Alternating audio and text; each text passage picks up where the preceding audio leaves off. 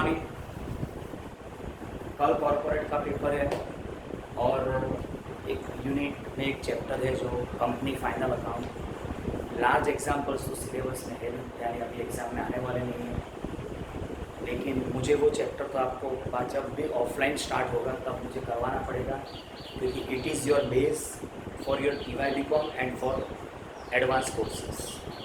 Company final account, क्योंकि आपको भी फ्यूचर में कंपनी में जॉब करनी पड़ेगी। इवन TY/BCom में फर्स्ट सेमिस्टर यानी कि 5th सेमिस्टर पूरा ये चैप्टर पर फॉर्मेट, ये चैप्टर में जो फॉर्मेट है उस पर डिपेंड है, तो ये तो आपको करना ही पड़ेगा। तो जब भी वो ऑफलाइन होगा क्लास तब मैं स्टार्ट, क्योंकि ये ऑनलाइन में पॉसिबल नहीं है, क्योंकि 7 पेजेस का तो एग्जाम्पल है। ये सिर्फ देखो आप बैलेंस शीट का फॉर्मेट है, इसकी और 2 पेज का नोट्स बनेगी इसकी। 1, 2, 13, 14, 15, 16, 17, 18, 19 इसकी नोट्स बनानी है, बराबर। तो ये बैलेंस शीट के लिए भी कम जगह है। उसके बाद P&L और उसके बाद वर्किंग, यानी कितना सारा हमें इसमें स्पेस चाहिए जो ऑनलाइन में पॉसिबल नहीं है। इसलिए MCQ के लिए मैं ये सिर्फ फॉर्मेट ज़रूरत है, बराबर।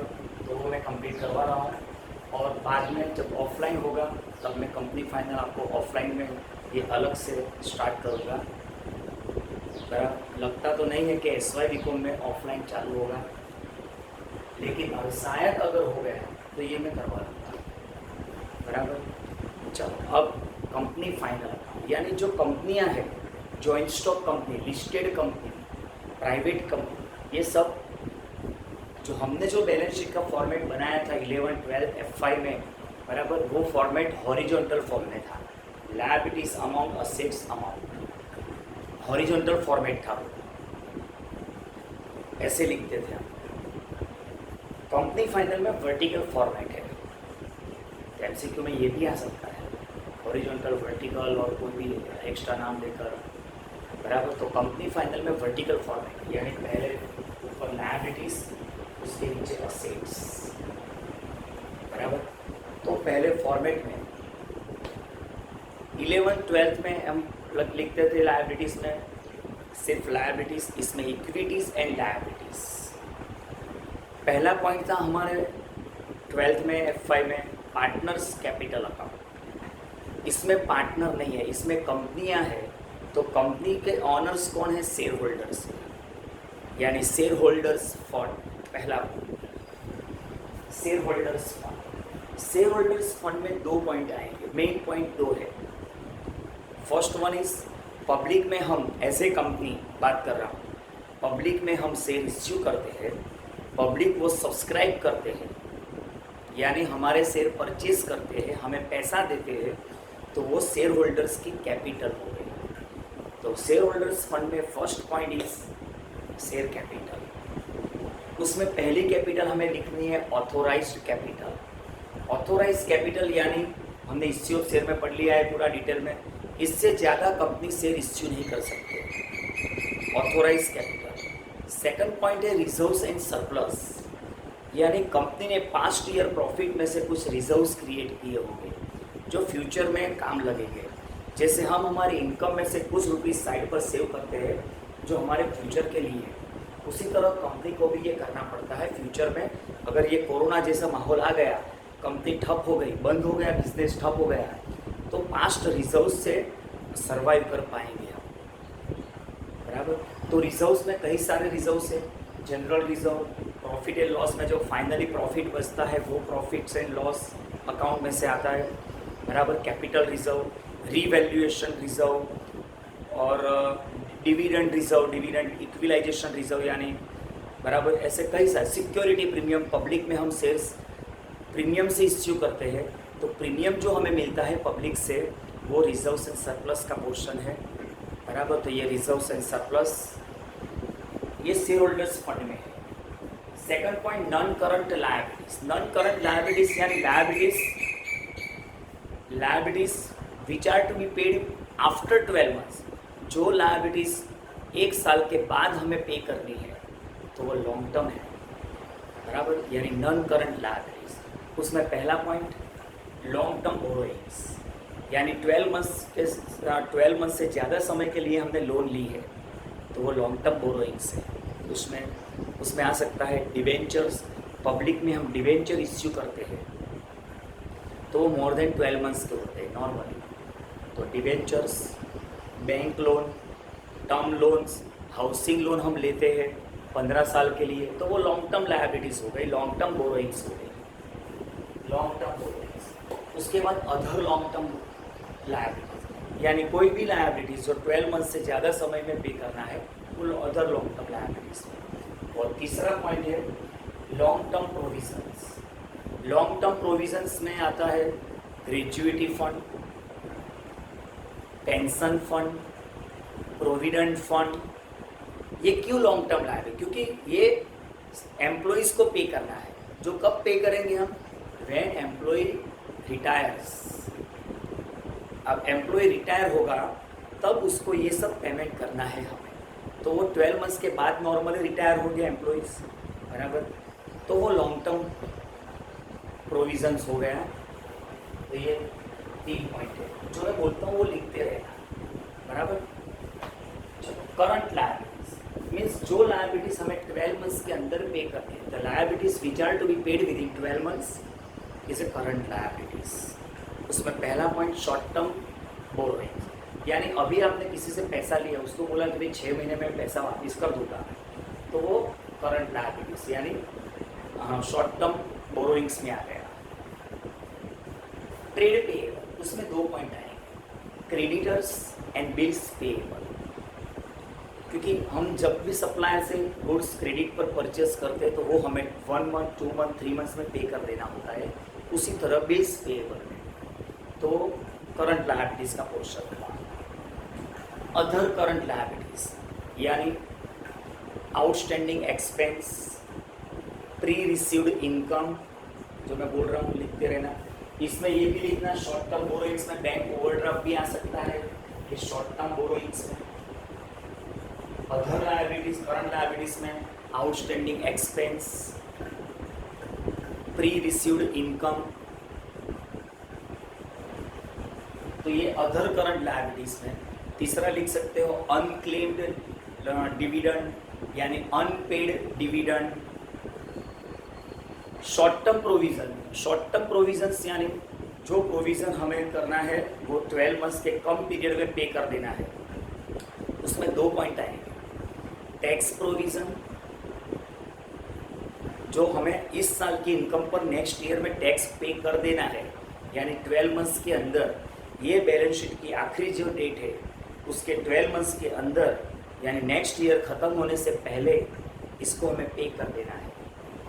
तो टैक्स प्रोविज़न, प्रपोज्ड डिविडेंड, इस साल की इनकम में से, इस साल के प्रॉफिट में से हमें डिविडेंड पे करना है तो नेक्स्ट ईयर में हमें पे करना पड़ेगा। तो ये शॉर्ट टर्म प्रोविजंस में 2 पॉइंट है, tax provision and proposed dividend. और प्रपोज्ड डिविडेंड पर डीडीटी भी पे करना होता है, डिविडेंड डिस्ट्रीब्यूशन टैक्स। तो इतने पॉइंट्स हो गए, तो ये लायबिलिटी साइड कंप्लीट हो गया। अब असेट्स साइड, असेट्स में पहला पॉइंट है non current assets. Non current यानी लॉन्ग टर्म असेट्स। उसमें पहला point fix asset. Fix assets किसको कहते हैं? जो असेट्स बिजनेस में यूज करने के लिए हम लाते हैं, उसको रीसेल करने के लिए नहीं। फॉर एग्जाम्पल, क्लासेस में जो बेंचेस होती है वो बिजनेस में यूज करने के लिए, बराबर, उसको बाद में सेल करने के लिए हम नहीं लाते। तो ये फिक्स असेट्स इसका मीनिंग हुआ। उसमें पहला point tangible asset, which can be seen, which can be touch, which can be felt. Tangible asset, land, building, plant, machinery, furniture, vehicle, equipments etcetera. Intangible, goodwill, patent, trademark, copyrights, बराबर से, know how, licence etcetera. Intangible means which cannot be seen, which cannot be touched, but which can be felt. उसको हम feel कर सकते हैं। Capital work in progress, यानी आपने कोई एसेट, फिक्स असेट्स बनाई है, टेंजिबल असेट, लेकिन वो अभी कंप्लीट नहीं हुई है। फॉर एग्जांपल, बिल्डिंग, आपने बिल्डिंग बनाई है ऑफिस के लिए, तो बिल्डिंग में फ्लोर तैयार हो गया है, सीलिंग तैयार हो गई है, सिर्फ वॉल बाकी है, तो इनकम्प्लीट बोलते हैं उसको, work in progress, capital work in progress. उसी तरह इंटेंजिबल वर्क इन प्रोग्रेस, यानी कि इंटेंजिबल असेट्स अंडर डेवलपमेंट, यानी हमारी इंटेंजिबल लाइसेंस अभी तक पूरा मिला नहीं है, अप्लाई किया है मिला नहीं है, अप्रूव हो गया आया नहीं है, तो वो अंडर डेवलप कहते हैं। सेकंड पॉइंट है, यही नॉन करंट असेट्स का ही सेकंड पॉइंट है, नॉन करंट इन्वेस्टमेंट। जो इन्वेस्टमेंट आपने लॉन्ग टर्म के लिए किया है, 12 मंथ से ज़्यादा समय के लिए किया है, equity shares, debenture, bond, government securities, जो हम लॉन्ग टर्म के लिए इन्वेस्ट करते हैं वो नॉन करंट इन्वेस्टमेंट में है। और long term loans and advances, आपने किसी को लोन दी है, किसी को एडवांस दिया है, बराबर, और 12 मंथ से ज़्यादा समय के लिए दिया है, भाई 2 साल के लिए किसी को लोन दी है, तो long term loans and advances. आपने लोन ली है नहीं, दी है, क्योंकि वो असेट्स में है। अगर आपने लोन ली होती तो ये लॉन्ग टर्म बोरोइंग्स में आता, लोन दो तो वो असेट्स है, लोन लो तो लायबिलिटीज है। Long term loans and advances हो गया। Next, other non current assets. Other non current assets में आएगा, पॉइंट याद रखना और लिख देना, मिसलेनियस एक्सपेंडिचर, प्रिलिमिनरी एक्सपेंस उसमें आएगा। उसके बाद discount on issue of shares and debentures, underwriting commission, बराबर, ये सब फिक्टिशियस असेट्स इसको कहते हैं। फिक्टिशियस, अवास्तविक मिलकतों, गुजराती में ने fictitious assets, okay. Current assets यानी जो असेट्स हम 12 मंथ्स के अंदर ही कैश में कन्वर्ट कर देते हैं तो वो करंट असेट्स है।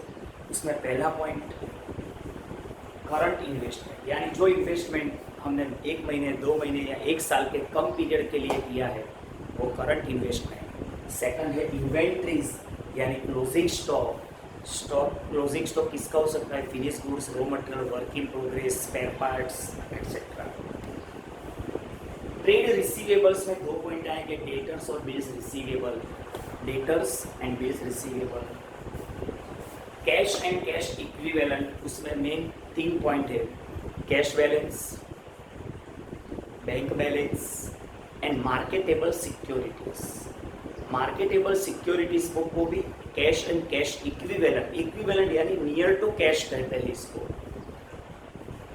शॉर्ट टर्म लोन से एडवांसेस, किसी को हमने 15 दिन के लिए हमने लोन दी है तो वो शॉर्ट टर्म लोन से एडवांसेस में है, और लॉन्ग टर्म में 1 साल के ज़्यादा समय के लिए दी। And other current assets, prepaid expense, outstanding income, बराबर, ये सब अदर करंट असेट्स में। तो ये बैलेंस शीट का फॉर्मेट है। और लास्ट में एक नोट लिखी जाती है, फुट नोट कहते हैं इसको। क्या कहते हैं, फुट नोट।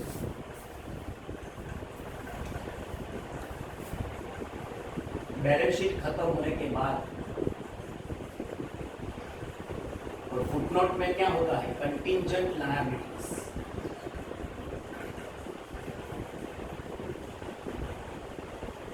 उसमें पहला पॉइंट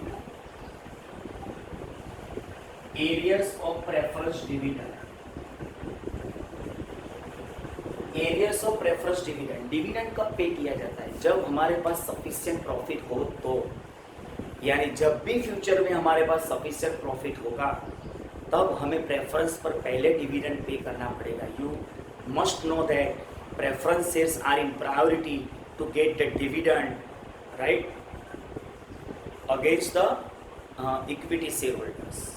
पहले प्रेफरेंस को डिविडेंड, यानी जब तक आप प्रेफरेंस पर डिविडेंड पे नहीं करोगे तब तक इक्विटी पर नहीं मिलेगा डिविडेंड, बराबर। देखिए, arrears of preference dividend. Second point,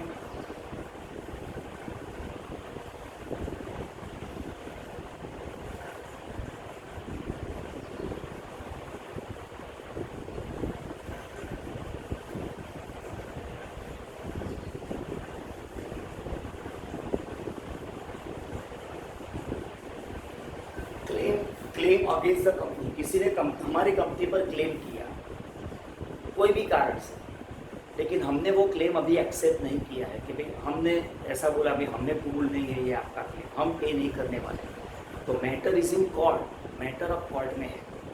जो भी कोर्ट डिसीजन लेगा हमें फॉलो करना पड़ेगा। अगर कोर्ट हमारे अगेंस्ट में डिसीजन देती है तो we have to pay to the third party, to the claimant, to the plaintiff, right. तो जो कंटिजेंट लायबिलिटी यानी अगर फ्यूचर में कोई इवेंट बनेगी तो हमें पेमेंट करना पड़ेगा, जो और तो उसमें आता है सेंटेंस में, इफ और बट, बराबर। हाँ,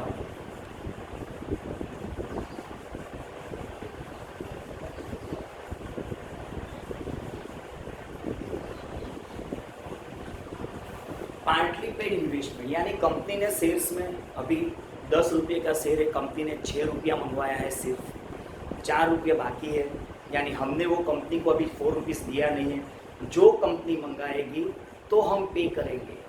रिलायंस का पार्टली पेड शेयर्स इश्यू हुए थे 1 साल पहले, उसका 2 दिन पहले ही पार्टली पेड का कॉल मनी मंगवाया है। तो वो पार्टली पेड जब तक कंपनी नहीं मंगवाएगी तब तक हम पे नहीं करेंगे। जो मंगाएगी, if company ask then we have to pay, if और देन आएगा, बराबर। तो ये नॉर्मली कंटिजेंट लायबिलिटी है। तो ये हो गया पूरा फॉर्मेट बैलेंस शीट का। तो आपको ये बैलेंस शीट का फॉर्मेट करना ही पड़ेगा, क्योंकि टीवाई में पूरा सेमिस्टर 5 एडवांस अकाउंटिंग का जो है ये इस पर ही आएगा, बराबर। नेक्स्ट लेक्चर में मैं कराऊंगा प्रॉफिट एंड लॉस अकाउंट का